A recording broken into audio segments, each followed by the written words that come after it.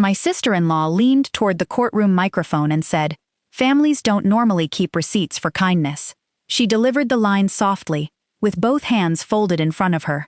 If someone had entered the courtroom at that moment, they might have assumed she was the one being sued. Her attorney turned toward me. "And yet Mrs. Rowe has brought utility records, credit card statements, photographs, and a calculation of the expenses associated with my client's stay." He glanced at the binders beside my attorney. "Would you agree that this level of record-keeping is unusual?" Ethan sat behind his sister in the navy suit I had bought him for our 15th anniversary. His thumb kept smoothing the edge of one cuff. "It became unusual," I said, "when they started lying about why she was there." Tessa's jaw tightened. Her attorney stepped closer. "You invited her into your home, correct?" "For a few days. You did not give her a written lease." "No." "You did not establish a nightly rate." "No." "You did not send her monthly invoices." "No." "Then these expenses were gifts you later regretted." Tessa turned toward the judge before I could answer. "Your Honor, I was recovering from serious water damage. Megan knew I had nowhere else to go." Her voice cracked in exactly the right place. The judge looked at me. "What is your position, Mrs. Rowe?" I slid a page from the red folder. Her first paying guest checked into her townhouse 11 days after she moved into mine. Tessa grabbed her water. The glass struck the table. Ethan's thumb stopped. My attorney, Lena Ortiz, stood and placed a document on the display screen. "We intend to show that the plumbing incident was used to obtain free housing and financial support, while Ms. Rowe operated her property as a furnished rental. We will also show that Mr. Rowe helped arrange the plan and received part of the income." That was when Ethan looked at me. Not when I filed for separation. Not when our daughter learned he had moved money behind my back. He looked at me when Lena said he had been paid. The document on the screen was a property management agreement dated months before the alleged emergency. At the bottom was a handwritten note. "Housing plan confirmed with E. 6 months, no carrying costs." "Who is E?" the judge asked. Tessa stared at the screen. Ethan looked down. I knew the answer by then. What I had not known when I opened my front door to Tessa, 2 suitcases beside her, and a story about a burst pipe, was that she and my husband had been preparing for that moment since winter. Back then, I still believed the worst thing a family member could bring into your home was luggage. To understand why I believed them, you have to understand who Ethan had been before all of this. I met him when I was 30, and still serving in the Air Force. I worked logistics. I tracked equipment, shipping windows, replacement parts, and all the small mistakes that become large problems when nobody catches them. Ethan used to tease me about it. "You could plan breakfast like a deployment," he once said, while I arranged pancake ingredients beside the stove. He was holding our daughter Nora on one hip. She was 4, wearing one sock and stealing blueberries from the bowl. I told him breakfast would move faster if people stopped disrupting the supply chain. He laughed so hard he had to put her down. That was the Ethan I trusted. He remembered birthdays, repaired things without being asked, and left terrible cartoons in my lunch bag when I had an important meeting. When I left the service, he sat beside me on the back steps while I admitted I had no idea what I wanted to do next. "We'll figure it out," he said. For years, I believed we meant the same thing to both of us. By the time Tessa moved in, I was 44 and managing procurement for a rehabilitation hospital outside Richmond. Ethan worked as an independent residential appraiser. Nora was 15. Our life was not perfect. Ethan's income changed with the housing market, so I covered most of the fixed household expenses. When his work was good, he contributed more. When it slowed, I filled the gap. That arrangement began as temporary. Like many temporary arrangements, it became permanent because nobody named the moment it changed. Tessa was Ethan's younger sister. She worked in home staging and had recently bought a narrow brick townhouse near the river. She was funny, polished, and skilled at making people feel included. We were friendly, but never close. She remembered Nora's favorite makeup brand and brought elaborate desserts to holidays. She also had a habit of complimenting my home in ways that ended with criticism. "This room has such good bones," she would say. "It just needs someone to soften it." The house had belonged to my aunt. I bought it before Ethan and I married, and spent years repairing it room by room. It was not fashionable, but it was solid. The floors creaked near the stairs. The cabinets had been painted twice. The back porch leaned slightly toward the yard. It felt lived in. A few weeks before Tessa moved in, She came to dinner and talked about the demand for furnished rentals. A large engineering project had brought temporary workers into the area, and families were paying high rates for houses during renovations. "There's money just sitting there," she said. Ethan asked about management fees, occupancy, and cleaning costs.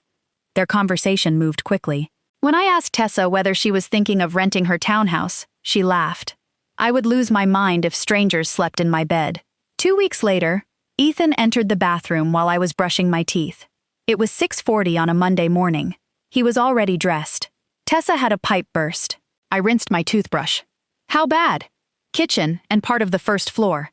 She can't stay there while they dry everything." "Is she going to a hotel?" "Insurance is being difficult." I should have asked what that meant. Instead, I asked, "How long?" 4 days, 5 at most. He was looking at his phone. 5 days? They need to check for moisture and replace some drywall. Who's doing the work? The restoration people. He finally looked up. "She's family, Meg." I said yes without seeing a photograph, an insurance estimate, or a damaged wall. By dinner, Tessa was sleeping in our guest room. She arrived with 2 suitcases and a garment bag. The cargo van that appeared the next afternoon carried considerably more. 2 movers unloaded plastic bins, framed artwork, lamps, a desk chair, folding tables, and 6 dining chairs wrapped in blankets. Tessa stood beside the garage directing them. "What is all this?" I asked. "Things that could be damaged if the moisture spreads." The pipe was in the kitchen. The company said humidity can move. One mover carried a brass floor lamp past us. A bin beside him was labeled Master Bedroom. Staging. Tessa tore off the label. "It's work inventory." "Are you storing all of it here?" "Only until the inspectors clear me." Then her voice sharpened. "Could you stop questioning the movers? They charge by the hour." Ethan came home early and helped carry the furniture inside. "She's worried I'm bringing too much," Tessa told him with a small laugh. "Megan worries," he said. "It's what she does." The 5th day passed. Then the 8th. Mail began arriving in Tessa's name. Packages followed. Client calls moved into our dining room. Commercial equipment appeared in the garage. Every week brought another small cost. The utility bills climbed. Business supplies replaced family groceries in the shopping cart. Packages bought with our household card disappeared into the townhouse. After a while, the money bothered me less than the pattern. Whenever I questioned a purchase, Ethan defended Tessa before she answered. When I asked for a timeline, he said repairs were unpredictable. When I asked whether he had seen the damage, he asked why his sister would lie. Their answers never provided information. They made the questions sound cruel. One night, Nora and I were clearing the dinner table while Tessa took a call on the back porch. The door was slightly open. I heard her say, "The June dates are firm. I'll be completely out before the first arrival." She noticed me near the sink and ended the call. "Who is arriving in June?" I asked. "A client." "You said first arrival." I said first installation. "No, you didn't." She dropped her phone onto the counter. "Do you record everything people say now?" "I heard you. You misheard me." "Tessa, not every conversation is about you, Megan."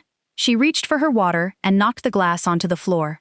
It shattered between us. She crouched and started gathering the pieces with her bare hand. "Leave it," I said. "I can clean up a glass." "You'll cut yourself." I said I can handle it. A shard sliced her finger. She stared at the blood, then at me. Ethan entered when he heard the crash. Within seconds, Tessa had a different version. I had cornered her. I had accused her of running a secret business. I had upset her so badly that she dropped the glass. Nora was still standing beside the table. I did not argue. That silence later became part of their story too. That night, I searched for Tessa's townhouse online. I found an old real estate listing. The brass lamp from our garage stood beside her living room sofa.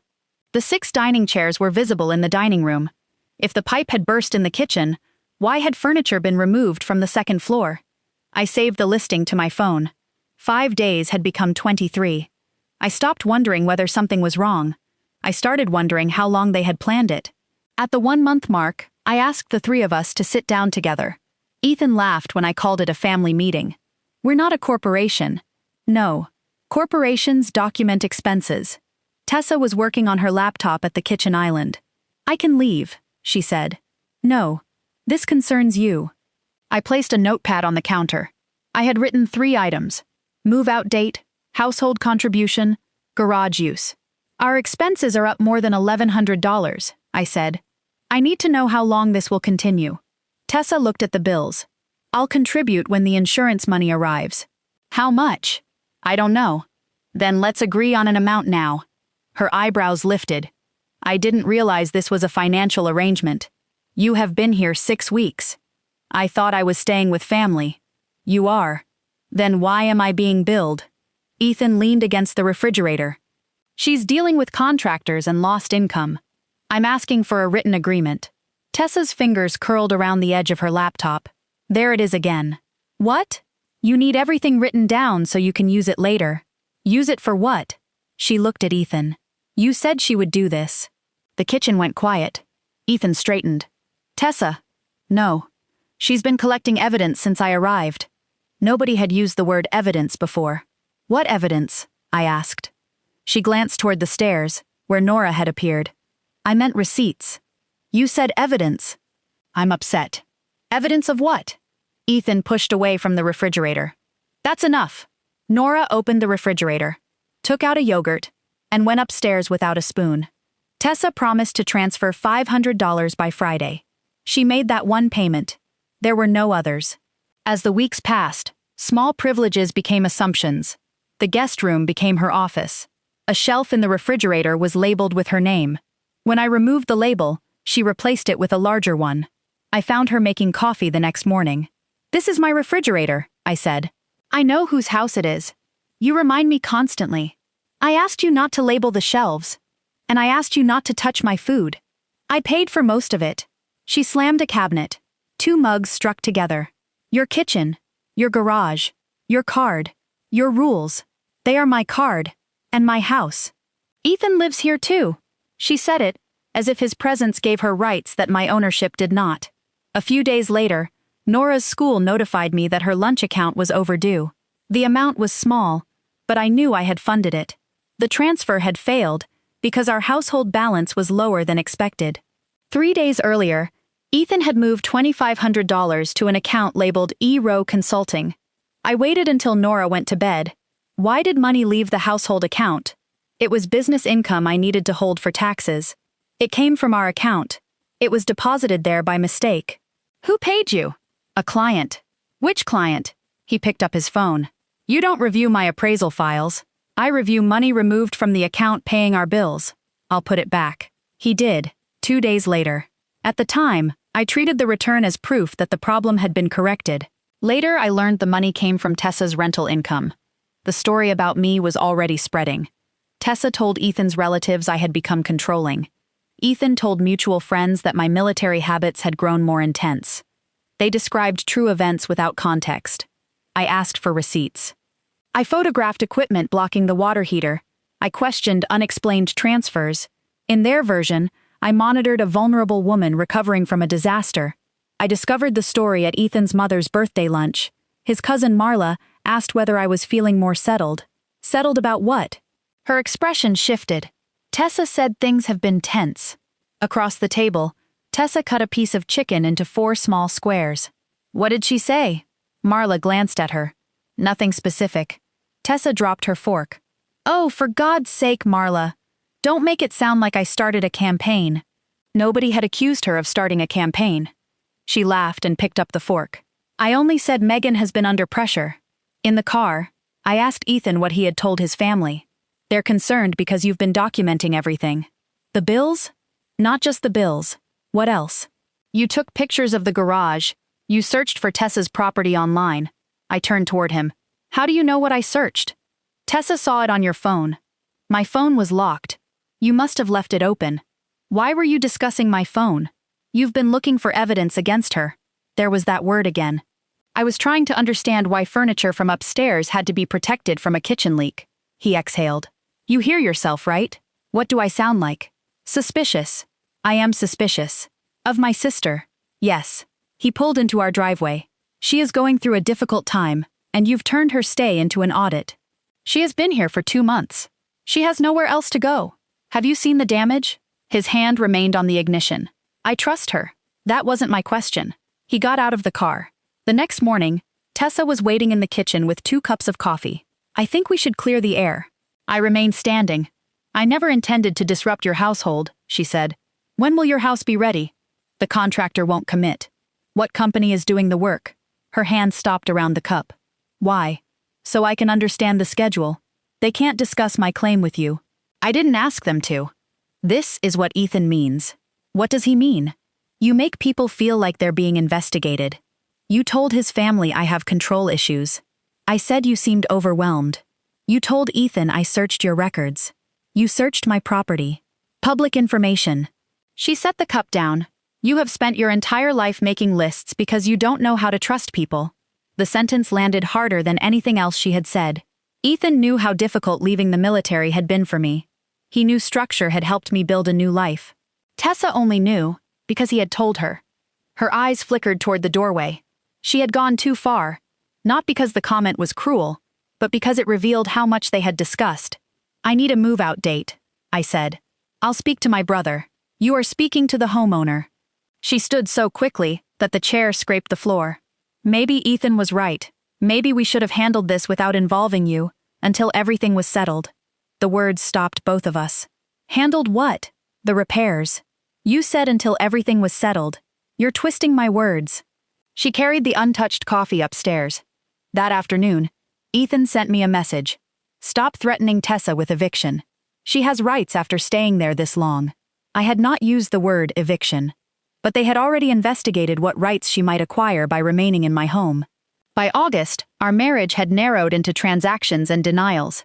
Ethan slept on the sofa and said I had made the house hostile. Nora stayed later at the library and stopped inviting friends over. One night, she asked whether we were getting divorced. Ethan answered before I could. Your mother is under a lot of pressure. Nora looked at me. This is not your responsibility, I said. That's not an answer. No, it isn't. Ethan pushed back his chair. This is why I didn't want to discuss it at dinner. I followed him into the hallway. You brought it to dinner. You're frightening her. You answered a marriage question by blaming her mother. His face went hard. You've been waiting to say that. No. I've been waiting for you to tell me the truth. The following day, Ethan took Nora to his mother's house for the weekend. On Sunday, he called and said she wanted to remain another night. When I asked to speak with her, he said she was asleep. At 8:30, Nora texted me. I'm not asleep. Dad said you need time to calm down. I drove there. Ethan's mother opened the door but did not invite me inside. She said everyone believed it would be healthier to avoid a confrontation. Nora sat on the stairs behind her with her backpack. I came to take my daughter home. Ethan stepped into the hallway. She doesn't feel comfortable. I looked at Nora. Is that true? Her eyes filled. She looked at her father. She was trying to calculate which answer would hurt the fewest adults. You can come home whenever you're ready, I told her. Then I left. I missed the turn to our street and drove for another 10 minutes before realizing it. I pulled into a pharmacy parking lot. Until that night, I had treated the problem as a series of facts. How long Tessa had stayed, what she had spent, where Ethan had moved money. But Nora was beginning to doubt her own experience because the adults around her kept replacing it with competing versions. I put my forehead against the steering wheel and cried. When I returned home, Tessa was eating yogurt in the kitchen. I'm sorry things have become so painful, she said. You need to leave. She put down the spoon. This is my legal residence now. The wording was too precise. I stepped toward her. She raised her phone against her chest. I stopped. She wanted a reaction she could isolate from everything that came before it. You planned this, I said. For 1 second, she looked unsure. Then she lifted her chin. I think you should go upstairs. She was standing in my kitchen, telling me to go upstairs. The next morning, I received a letter from her attorney. It claimed she had been invited to remain indefinitely and was being subjected to harassment. Ethan denied knowing about the letter. Then he advised me to follow it. I called 3 attorneys before I found Lena Ortiz. Lena listened without interrupting. When I finished, she asked, "What proof do you have that the stay was temporary?" Ethan said 5 days. In writing? No. Tessa? No. Insurance documents? I haven't seen any. Photographs of the damage? No. The story sounded different when reduced to what I could prove. I had invited a family member into my home. Months later, I accused her of lying. My husband supported her account. Lena closed her notebook. You may be right, she said. But you're arguing from outrage. They're arguing from a prepared narrative. What do I do? Stop trying to make them confess. Find out what existed before she moved in. She asked for a concise timeline, major disputed purchases, messages surrounding the move, and anything connected to the townhouse. We need a story a judge can follow, she said. Not a warehouse of receipts. That instruction kept the case from becoming a list of household grievances. The hotel towels mattered because they appeared in the rental photographs. The commercial equipment mattered because it showed our garage was supporting Tessa's business. The transfers mattered because they connected Ethan to money I had never been told existed. Everything else became background. A few nights later, Nora appeared at my bedroom door holding her phone. Aunt Tessa's house is online. One of her friends had found the furnished rental listing because the living room looked familiar. The address was partially hidden, but the exterior photographs confirmed it was Tessa's townhouse. The new pictures showed freshly painted walls, white towels, the brass lamp, and the dining chairs that had been stored in our garage. Reviews went back to early June. The rooms looked clean and bright. There was no open wall, no drying equipment, no sign of an ongoing disaster. While I had questioned my judgment and watched my family divide into sides, strangers had been leaving cheerful reviews about the comfortable beds. Did Dad know? Nora asked. I don't know exactly what he knew, I said, but I'm going to find out. The listing proved the townhouse was being rented. It did not prove the plan existed before the leak. That confirmation began with a phone call. A woman named June Mercer called our house looking for Tessa. She lived across the street from the townhouse and had been given our number as an emergency contact. A rental guest had left trash at the wrong curb, and Tessa had hung up on her. I thought maybe the pipe had burst again, June said. Again? There was a leak in May. The plumber was gone by afternoon, but they ran fans for a few days. Only a few days? 4, maybe. Were people preparing the house before that? Oh yes. Cleaners were coming in April. They installed keypad locks too. Before the leak? Yes. June paused. Didn't you know? The truth had been visible from across the street. When Lena contacted her, June agreed to describe only what she had personally observed. The next call came directly to our landline. Hi, this is Nathan from Hearthside. I'm trying to reach Tessa about Friday's turnover. I think you have the wrong number. He read our number back to me. This is the family housing contact she provided. What does that mean? A pause. I should speak with Tessa. Did she provide this number before May? I'm sorry. I can't discuss the account. He ended the call. When Tessa came home, I asked who Nathan was. She dropped her keys on the counter. I don't know a Nathan. He called about Friday's turnover. The color left her face. Then it returned. You answered a business call meant for me? He called my house. You had no right to question him. I asked who he was. You're interfering with my business now. What business? She laughed too loudly. There. That's what you wanted. You wanted to catch me admitting I have a business. I already know you have a business. No, you think you know everything. She grabbed her keys again. At the door, she turned. People who go looking for betrayal usually find it. Then, she slammed the door. It was not a carefully designed threat. It was the reaction of someone who knew I had reached the edge of the plan. Lena told me to check systems we already owned, shared email archives, cloud storage, printer history. We had a multifunction printer in the upstairs office. Scans were automatically saved to a shared family folder. Most files had generic names, tax forms, Nora's sports physical, an appliance warranty. Then I opened a property management agreement for Tessa's townhouse. It had been scanned in February, 3 months before the leak. Tessa had signed the final page. Ethan had signed as a witness. I sat at the desk until the screen dimmed. For months, I had defended them to myself. Insurance is slow. Repairs take time. She has nowhere else to go. Ethan had watched me doubt my own judgment and continued giving me explanations he knew were false. That was the moment I stopped hoping one honest conversation could repair our marriage. The agreement showed that Tessa had hired a company to prepare and market her townhouse beginning in May. A budget compared 3 housing options: a hotel, a furnished apartment, house. Under our house, the projected cost was 0. Housing included, utilities included, storage in garage, meals through family household. The plan had been scanned in March. Other details supported it. Nora remembered helping Ethan unpack electronic keypads weeks before Tessa moved in. He told her they were for an appraisal client. June had seen those keypads installed at Tessa's property in April. Nathan's company required them before the first booking. The separate discoveries formed one story. Tessa had been using our home as free housing, storage, and business support. Ethan had helped her. The remaining question was why. The property management records briefly made Tessa's story look stronger. There had been a real leak. A plumber responded to a damaged kitchen supply line. Drying equipment ran for several days, and part of one wall was opened. Then Lena compared the dates. What day did Ethan tell you the pipe burst? May 12th. The plumber had visited May 2nd, 10 days earlier. Tessa's first guest had booked the property on April 26th, before the leak. The leak had not created her need to leave. It had provided a believable reason to move her into my home. The management records identified the consultant who prepared the rental projections. Ethan. He had been paid a percentage of the booking revenue. Deposits into ERO Consulting began with the first guest payment. He was not simply protecting his sister. He was earning money while my salary supported the arrangement. I sat on the clothes dryer in the laundry room after Lena told me. A basket of unfolded towels rested beside my feet.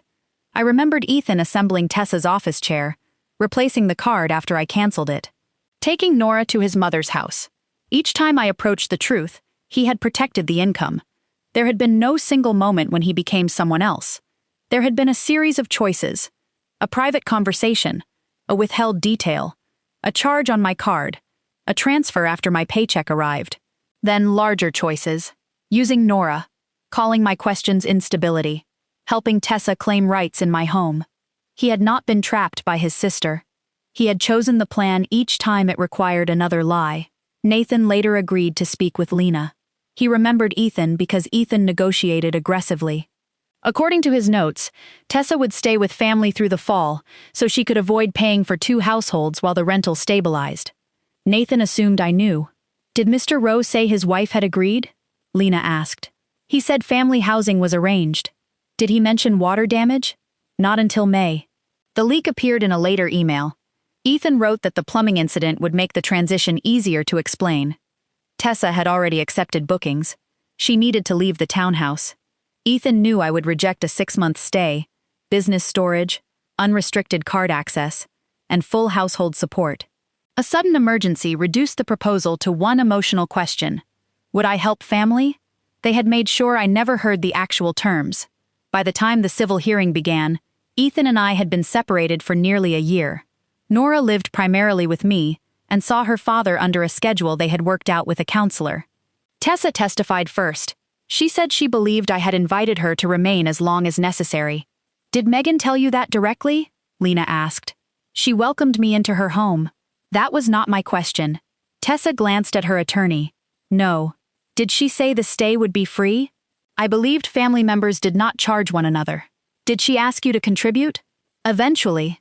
Lena showed the message in which Tessa promised to transfer $500. Why did you promise payment if there was no expectation that you contribute? I was trying to reduce conflict. Did you make any other payments? No. Lena then placed one photograph of the furnished townhouse beside a summarized list of disputed purchases. White towels, matching lamps, linens, coffee supplies, keyless entry equipment. Were these items used at your rental? Some were. Did Megan authorize the purchases? My brother gave me the card. Did Megan authorize them? Tessa looked toward Ethan. No. Then she added, but she knew what we were doing. The answer came too quickly. Lena stopped. What were you doing? Tessa's attorney stood. Tessa continued over him. Preparing the house. Before or after you moved into Megan's home? I don't remember every date. You remembered the leak date in your sworn statement. I was under pressure. Her attorney requested a break. The judge told him to continue. When Tessa felt control slipping, she did what she had done in my kitchen. She became impatient. She answered the accusation she feared instead of the question she had been asked. Ethan testified next. He said he believed I knew Tessa planned to rent the townhouse. He claimed the 5-day estimate referred only to the initial repair period. Lena displayed his text. 5 days max. She'll be gone before next weekend. He said he had been optimistic. She displayed another. She just needs somewhere to sleep while the wall dries.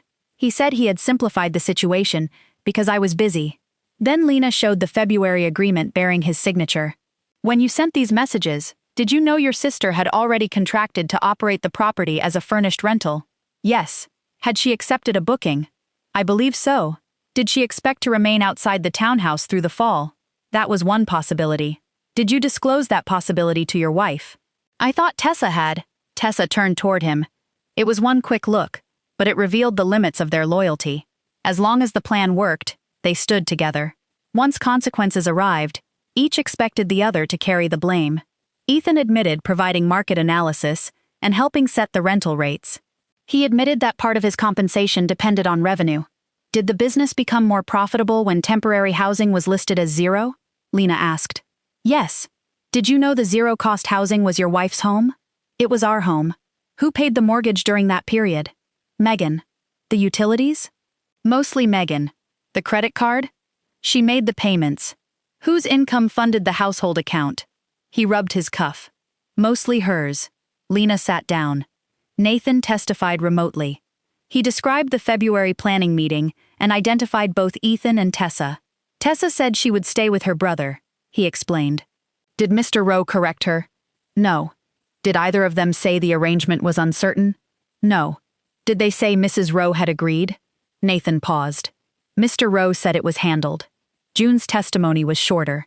She had seen cleaners and keypad installers in April. The plumbing crew came in May and left the same day. Drying fans operated for several days. Guests arrived in June. She knew nothing about our finances or marriage. That was why her testimony mattered. I did not allow either side to call Nora. The case had taken enough from her. The final email connected the remaining pieces. Tessa had asked Ethan whether she should tell me about the 6-month schedule before moving her belongings. Ethan replied, Not all at once. Meg will say no if it sounds permanent. Start with the repair window. Once the bookings begin, changing plans will be harder. The judge removed her glasses. Tessa's attorney stopped writing. The email explained the strategy. Move Tessa in quickly. Avoid a written agreement. Allow time to make the arrangement harder to reverse. Use my reluctance to embarrass family as protection. Make every objection look cruel after she was already established in the house. The judge asked Ethan whether he had written it. Yes. Was your wife aware of the bookings? No. Was she aware Ms. Rowe expected to remain for approximately 6 months? No. Was she aware you would receive compensation? No. During a recess, Ethan approached me in the hallway. Lena stepped between us. I was going to make it right, he said. When? Once the income stabilized. You were making money while I paid for it. I was trying to help my sister build something. With my money. Our money. You moved the profit into a private account. His eyes shifted. I knew you would shut it down before it had a chance. That was the closest he came to telling the truth without being forced. He believed the problem was that I would have refused. He was right. I would have refused to support a 6-month business arrangement disguised as a 4-day emergency. That was why they never asked. When the hearing resumed, Lena presented a simplified damages calculation. She excluded the mortgage because I would have paid it regardless. She excluded purchases we could not clearly link to Tessa. She excluded estimates based only on memory. What remained included unauthorized rental supplies, additional utility costs, damage and commercial use of the garage, household expenses Tessa had promised to share, and money Ethan diverted after receiving rental-related payments. The total claim was $43,870. Tessa's attorney called it punishment disguised as accounting. Lena answered, Punishment is not calculated from receipts. Reimbursement is. The judge did not award everything. She reduced the utility amount to account for seasonal changes. She rejected several food expenses because no record could establish exactly who consumed individual items. She found that some purchases had benefited the whole household. And for the remaining expenses, her conclusion was direct. Tessa had knowingly accepted housing and financial support obtained through material misrepresentation. Ethan had participated. Both had benefited.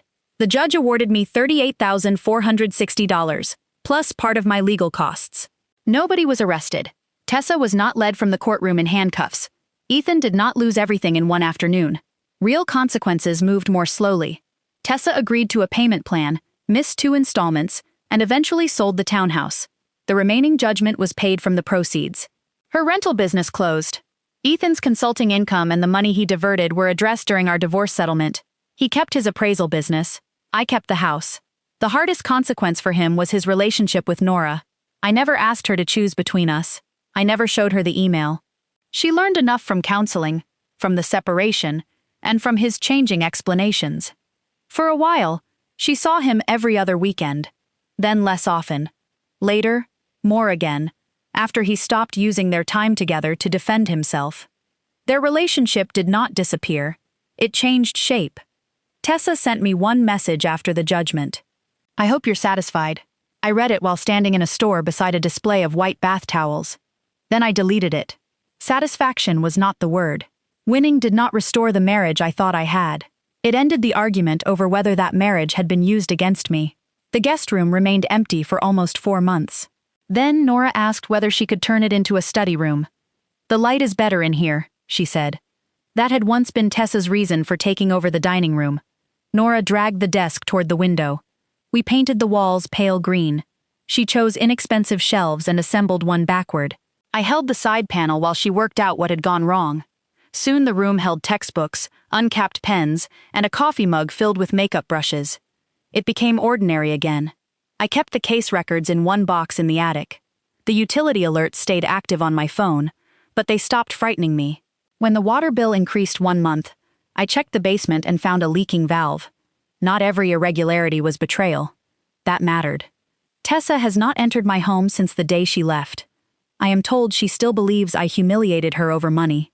But money was only the part a court could measure. There was no line on the damages calculation for the night Nora sat on her grandmother's stairs, afraid that telling the truth would hurt one of her parents. There was no receipt for the months I spent doubting my own memory. I no longer apologize for asking clear questions before I offer help, because kindness given freely is generosity. Kindness obtained through a lie is a bill someone else decided you would pay. The house is quiet again. This time, the quiet belongs to me. If someone has ever called you selfish for setting a boundary, tell me what you would have done.